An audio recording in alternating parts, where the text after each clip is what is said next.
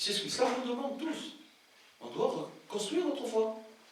Abu Hamid al-Ghazali, dont j'avais cité une fois, est arrivé au sommité de la science et il est tombé dans un doute. Ce n'est pas le doute de l'exemple de Dieu. Le doute des connaissances qu'il a acquises. Leur qualité et est-ce qu'elles vont lui permettre d'être ferme. Alors il a de nouveau reconstruit. Lui, il est l'élève de l'imam al-Juwayni, rahimahullah, le maître par excellence de Usul Fiqh et de l'Aqidah. Il a reconstruit sa foi, il a dit j'ai étudié les propositions des philosophes, j'ai étudié les propositions des mystiques, des juristes et des théologiens, tout. Et vous trouvez tout ça résumé dans son livre Al-Munqidh min al-Dhalal, le secours de l'égarement. Il est traduit en français. Et là, il parle de toute son expérience pour reconstruire sa certitude, alors qu'elle était une sommité de la science islamique. Elle n'a pas perdu sa foi. Mais, pour dire, ça peut... Et c'est lui qui a dit la fameuse phrase, la foi du conformiste n'est pas fiable. Il n'a pas dit il n'a pas la foi. Mais il a dit parce qu'il suffit d'un moindre doute, d'une moindre épreuve, ambiguïté, il risque de perdre le cap. Ce qui n'est pas le cas de quelqu'un qui a construit sa foi. Et donc, notre appartenance, nous qui vivons dans ce contexte, en l'unique subhanahu wa ta'ala doit être une foi donc, qui s'exprime à travers une argumentation.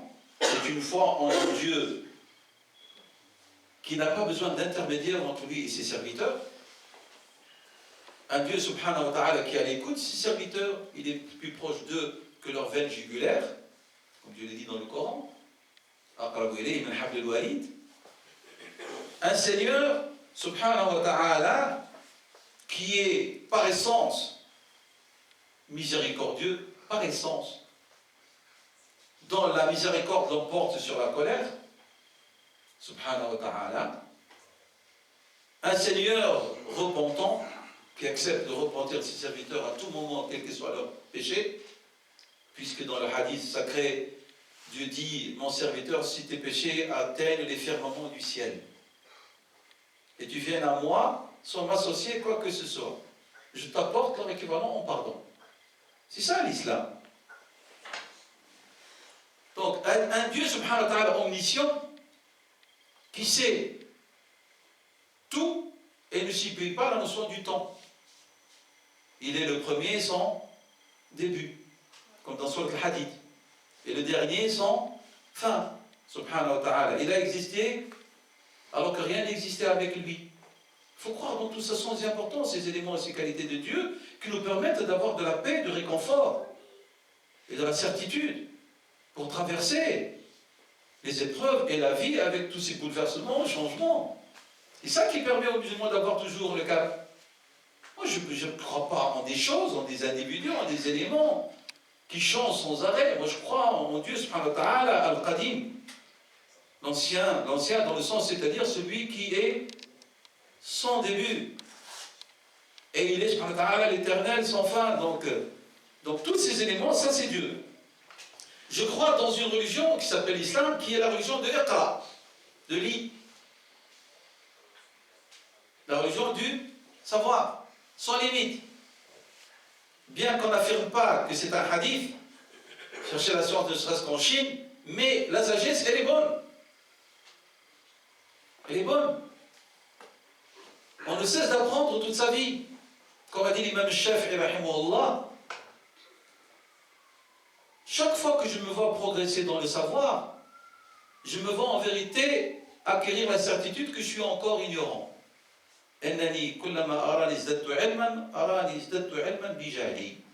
C'est ça l'islam. On apprend. Il n'y a pas un âge où on dit je sais. On n'étudie pas, on n'apprend pas pour les diplômes. Et ça, je m'adresse aux frères et aux sœurs qui sont des étudiants et qui croient que leur risque est tributaire du diplôme. Non. Apprenez.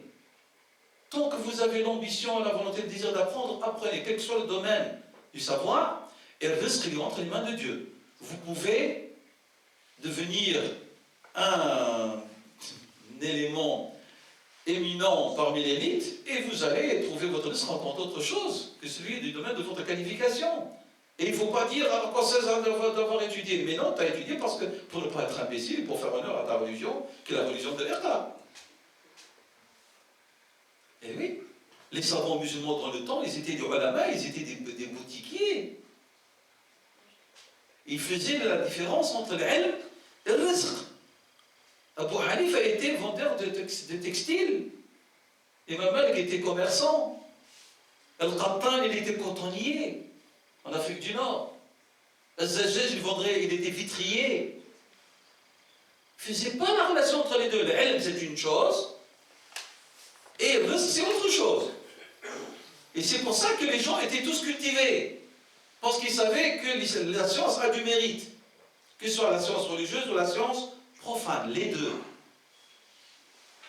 L'islam n'aime pas, rejette, récuse l'ignorance et le jahl. D'où le proverbe arabe que l'ignorant, il peut commettre des exactions envers soi-même, pire ce que commet l'ennemi envers son ennemi. On n'aime pas le jahl dans notre religion. Les femmes dans le temps étaient des mères de famille et elles étaient savantes. Elles savaient écrire et lire et faire la calligraphie et les dessins. Ça n'a rien à voir. Une sœur qui fait des études et puis dit mais après je vais devenir une maman. Est-ce qu'une maman savante n'était pas meilleure qu'une maman ignorante? Je suis boucher. Est-ce qu'un boucher qui a du savoir n'était pas meilleur qu'un boucher ignorant? Et ainsi de suite. Pourquoi est-ce qu'on lie toujours le savoir au diplôme et à la fonction publique ou à la fonction, je ne sais pas, bien rémunérée? Ça n'a rien à voir. Et c'est pour ça que, comme j'ai dit, les gens, moi j'ai lu un livre qui s'appelle Riyad al-Nufus, de Abu Bakr al-Maliki, un historien du IIIe siècle, de l'Égypte, d'Afrique du Nord. Il raconte, il donne une idée sur l'évolution historique du monde musulman à son époque et surtout de la culture. Il dit la caravane venait d'Orient et elle se dirige vers l'Andalousie chargée de livres. Avant d'atteindre Kairouan, tout a été vendu. Parce que les gens lisaient. C'est pas qu'ils avaient des bibliothèques pour embellir leur salon. Non, non, les gens lisaient. Et se targuaient d'avoir eu tel ouvrage, ils ont réussi à le copier, à le lire, etc. Et c'est pour ça, nous faisons une partie de quel islam? L'islam qui est une religion de Iqra. Une religion qui accorde de l'importance à la raison. Et que vous savez que la raison est la condition du taklif, de la responsabilité. Si vous n'avez pas de aql, l'islam ne s'adresse pas à vous. L'islam s'adresse aux gens qui possèdent cette qualité, l'aql. Et dans le Coran, vous avez des versets partout qui parlent de l'aql. Est-ce qu'ils ne raisonnent pas? L'aql, c'est un outil. Nos savants, Ibn Khaldoun dit de l'aql, il dit c'est la balance la plus sûre. Elle est assimilée à la balance du bijoutier dans son exactitude. L'islam nous demande d'utiliser l'aql. Simplement, qu'est-ce qu'il dit à Ibn Khaldoun? Simplement, il dit cette faculté qui est une balance sûre et certaine, il y a des vérités qu'elle ne peut pas peser. Ce sont les vérités de l'au-delà, de l'existence de Dieu. À ce moment-là, notre secours se trouve dans la prophétie, qui nous apporte des informations à lesquelles l'aql n'a pas accès. Mais par rapport à ce qui est la vie sur terre, il faut user de sa raison. L'islam nous le demande. Ça, c'est la religion à laquelle vous appartenez. La réflexion, la méditation dans cette religion qu'est l'islam est considérée comme une ibada. C'est un acte d'adoration. Un acte d'adoration.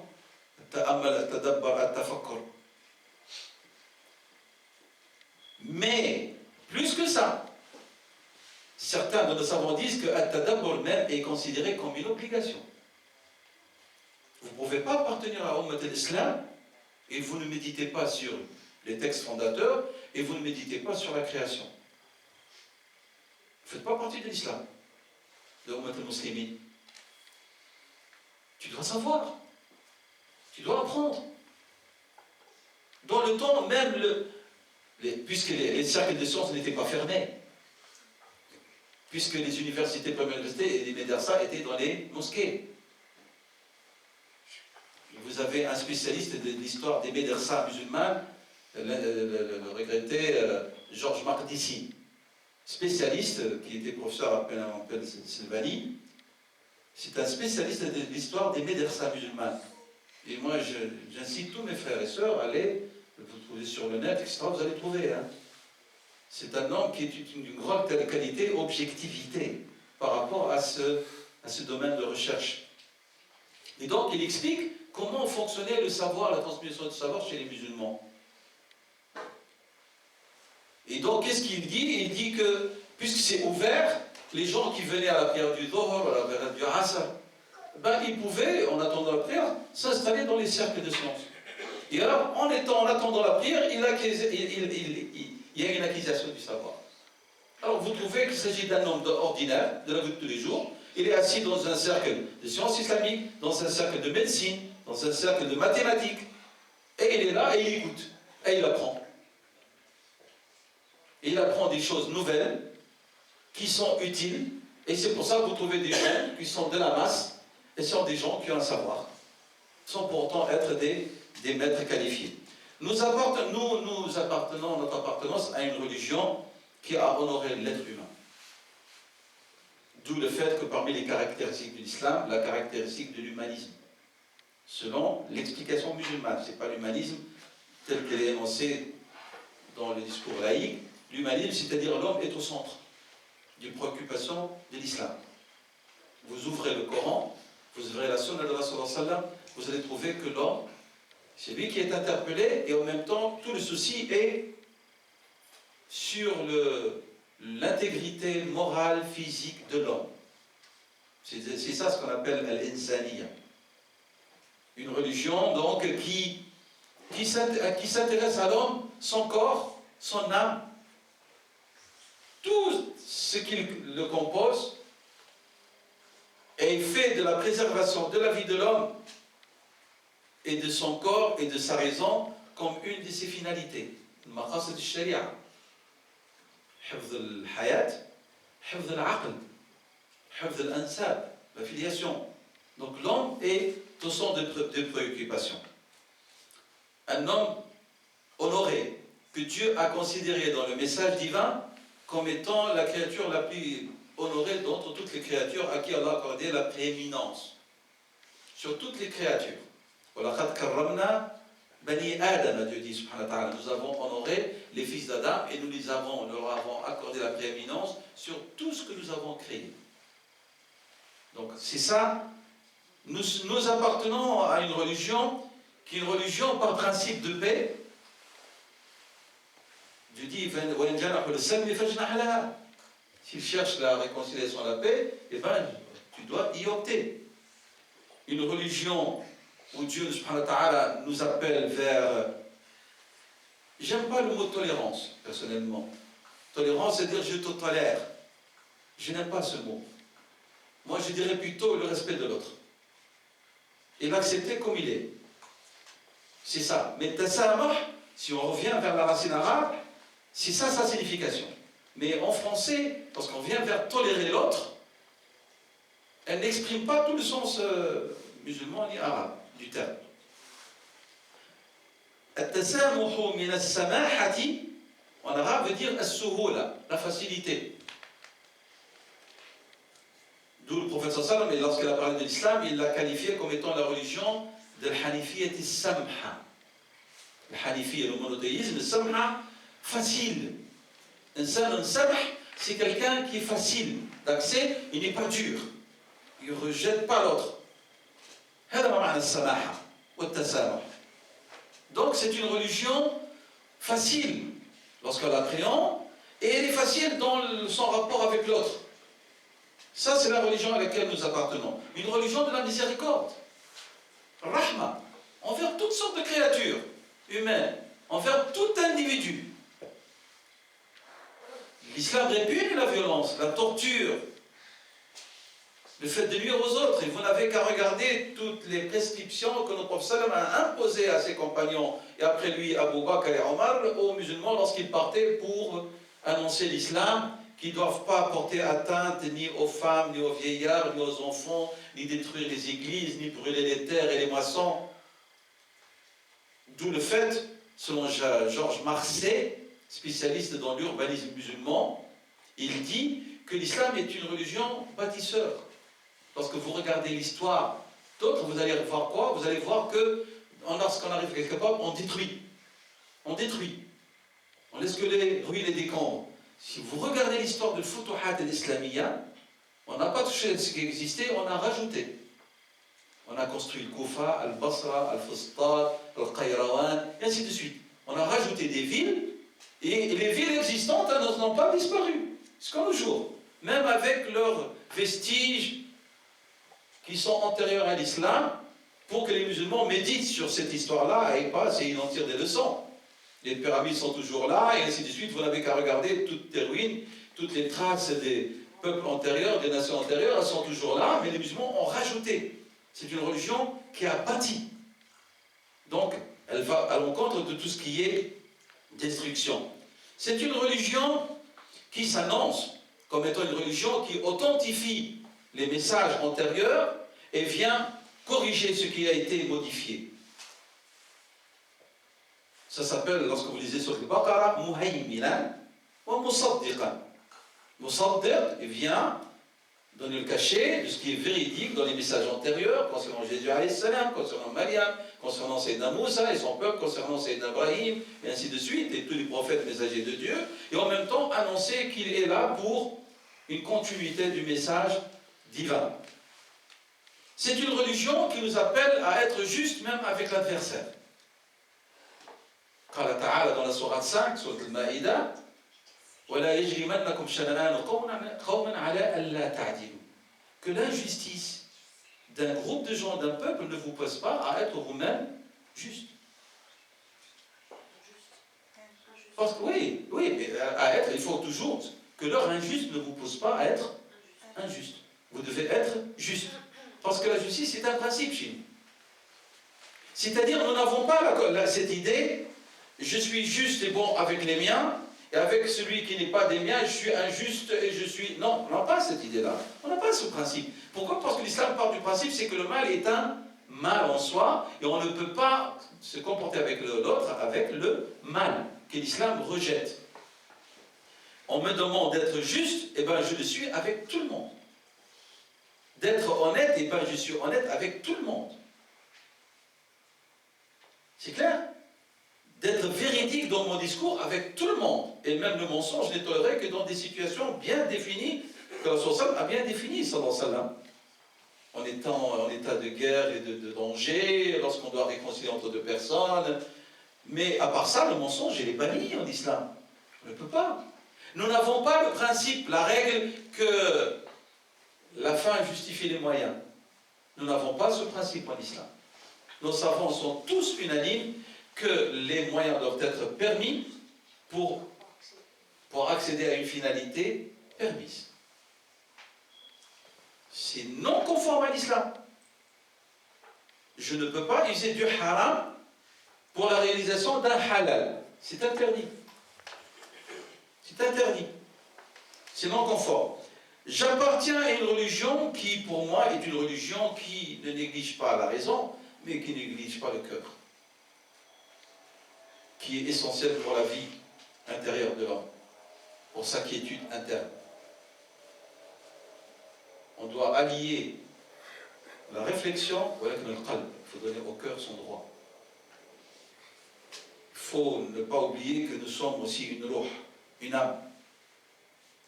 Et cette âme, c'est grâce à elle que l'être humain peut transcender et s'élever. Surtout dans sa recherche de la proximité de Dieu subhanahu wa ta'ala. Et c'est à travers cette recherche de proximité qui va être plus utile à son prochain, qui est de deux sortes de prochains, soit son prochain qui fait partie de sa communauté, et son prochain, c'est-à-dire cet autre avec lequel il partage cette relation humaine universelle qui est celle de l'humanité. Nous appartenons à une religion qui s'exprime à travers le dernier message que Dieu a révélé à l'humanité, que Dieu subhanahu wa ta'ala a annoncé à son prophète sallallahu alayhi wa sallam qu'il a parachevé pour lui din. Aujourd'hui j'ai parachevé pour vous votre religion, wa atmamtu alaykum ni'mati. Et mon bienfait, il est aussi parachevé. Et j'ai agréé pour vous l'islam comme religion. Comme l'islam, dîne. Mais, n'oubliez pas aussi que c'est un message final qui appelle les musulmans qui adhèrent à son message à ne jamais se renfermer. J'insiste parce que c'est ça le but de notre intervention, nous qui vivons dans ce contexte. C'est un message qui, à travers Surat al-Hujurat, Surat 49, verset 13, qu'est-ce qu'il dit? Il dit Ya ayyuhan nas inna khalaqnakum min dhakarin wa untha wa ja'alnakum shu'uban wa qaba'ila lita'arafu. Vous allez me dire, tu dis ayyuhan nas. Oui, ayyuhan nas, c'est intervenu s'adresse aux musulmans qui font partie des nas. Comment? Puisqu'il a dit inna akramakum 'inda Allahi atqakum. Oh les hommes, nous vous avons créé d'un mâle et d'une femelle et nous vous avons répartis en shu'uban, en peuple et tribus, pour que vous vous connaissiez entre vous. Puis après Dieu subhanahu wa ta'ala, il revient à l'essence de l'islam. Inna akramakum, le plus honoré d'entre vous auprès de Dieu, c'est celui qui le craint le plus. C'est l'essence de l'islam. Taqwa. C'est ça l'islam aussi. Donc il ne faut pas oublier ces aspects. Mon appartenance à l'islam, lorsque je suis un individu, doit passer par une appartenance à ma famille musulmane, ça c'est clair, va passer par mon appartenance au groupe où se situe ma famille, et puis elle va passer vers une appartenance communautaire, ummati, et elle ne s'arrête pas là selon l'islam, et puis mon appartenance à l'humanité. Moi j'en fais partie, parce que si j'en faisais pas partie, si nous oublions, comme certains malheureusement le suggèrent, on doit s'arrêter, on est au familial, groupe, et on ajoute communautaire. Pourquoi alors est-ce qu'il y a dans les messages de l'islam, il y a ayyuhan nas, que je suis censé transmettre cette formule, cette interpellation, ya ayyuhan nas, je suis censé transmettre. Pourquoi? Parce que nous avons dit an-numu, mon corps auquel j'appartiens, doit être, mon intima à ce corps doit être un numu, une augmentation, une ziyada. Mais une ziyada avec une vie.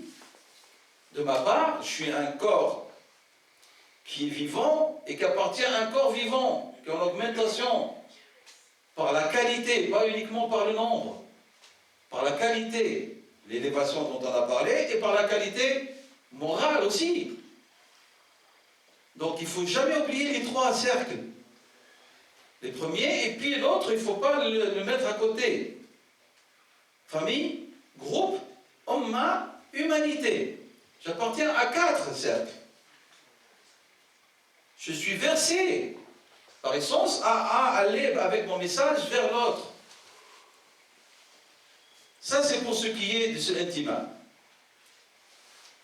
C'est vrai, comme a dit le poète musulman dans le temps, Abil Islam, mon père c'est l'islam, et je n'ai pas de père autre que lui.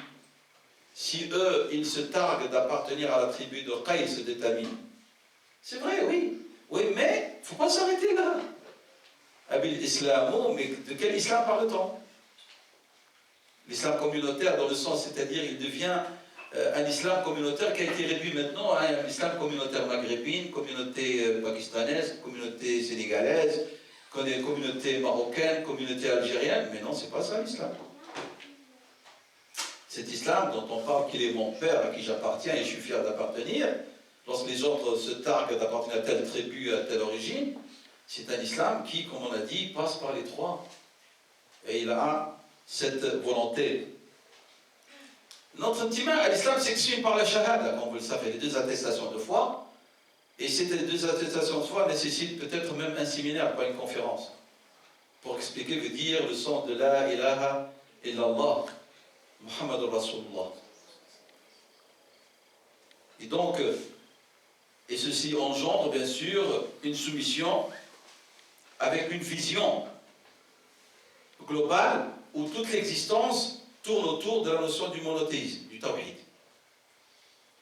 Du tawhid. Qu'Allah subhanahu wa ta'ala, il est unique.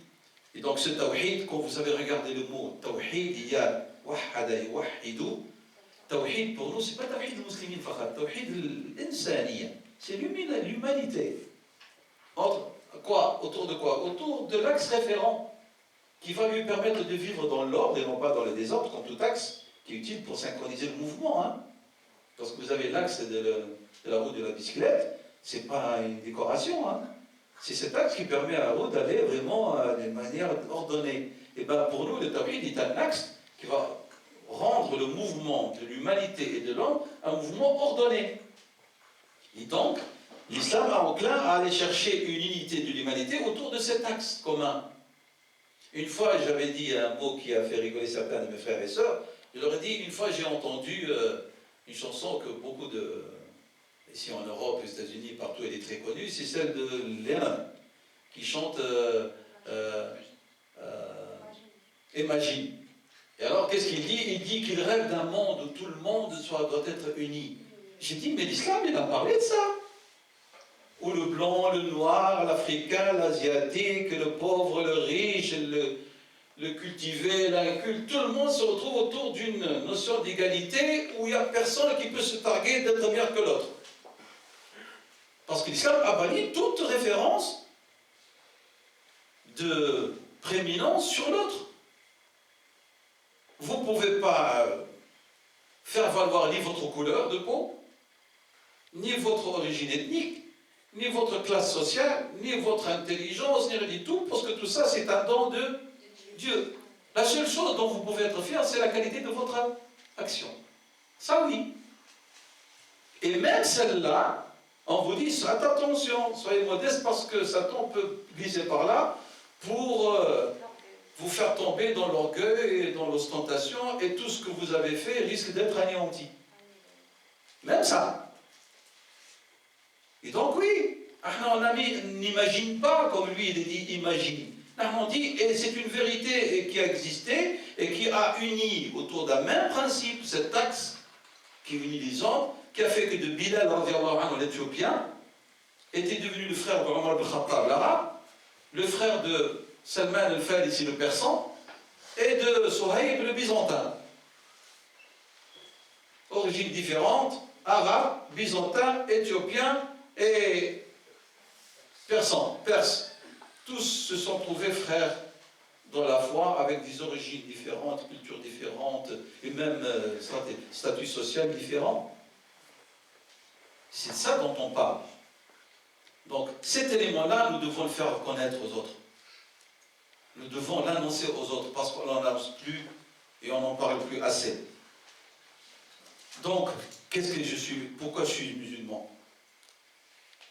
Donc, lorsque vous dites que je appartiens à l'islam et je suis musulman, en vérité, ce n'est pas une parole qu'on dit, ce n'est pas un étendard qu'on soulève, mais en vérité, c'est une certitude issue d'une foi, et donc tu dois être musulman dans ta foi,